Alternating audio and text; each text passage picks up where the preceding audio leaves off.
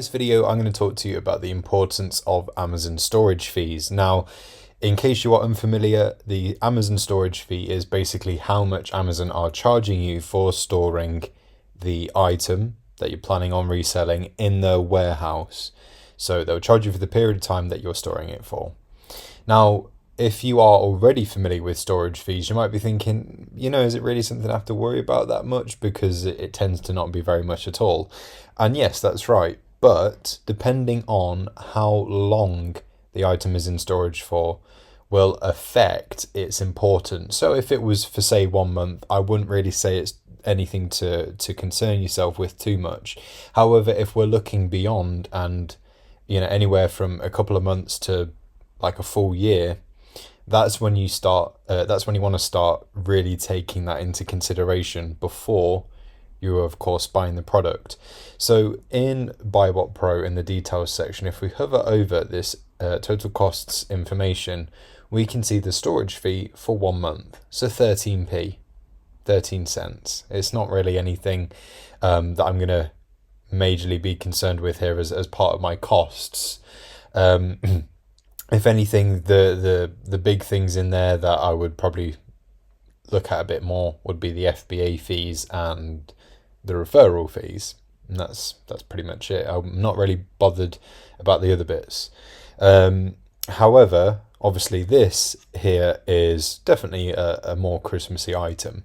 So are we going to sell that in the summer? I think not. So this item would definitely be a Q4 kind of item. Now, obviously, at the time of recording this, yes, we are in Q4, so storage fees wouldn't really matter too much to me at this point. However, if we say found this item in June for sale and it did well last Q4, and therefore we feel like it's going to do well this coming Q4, we might want to buy a few and store it for some time.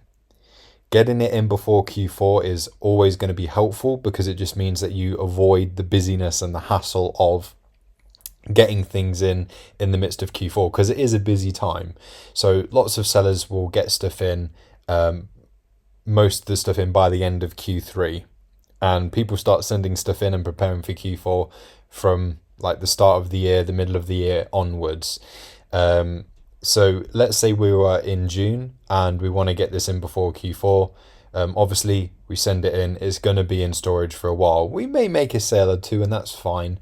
But, I mean, we are going to have that in storage for July, August, September, October. You'll probably see sales in like October, November. So let's say about 5 months. So we're going to move that storage fee slider up. And there we have it, storage fee, so 64p, so that moves up that bit more. And obviously, again, you might look at that and think, oh, that's not really much to worry about at all. But if you are, say, new to Amazon, and obviously you've got to be really careful with your budget and so forth, every penny does count. So for something like that, it might not be doable right now, so therefore it might not be time to resell it at this point. Maybe you want to wait and send it in when you've got like 2 months or something to spare. So therefore storage fee 26p, and you can move that up to the space of 10 months. So the most this could possibly be for storage fees is 128. BuyBotPro will automatically assume 1 month's worth of storage fees, so it automatically sets itself there. If you're curious to know what it would be without any storage fees, you can set it to 0, and then you can see the costs without the storage fees. But yep, you can use the slider in here, and then it will recalculate all of this stuff, because obviously the higher the total costs, that's obviously going to affect the ROI and the profit. So we can see how that changes dependent on the storage fee. As you can see, it recalculates. So that's a bit about storage fees. That's how you can accommodate for that in BuyBotPro. Thank you for watching.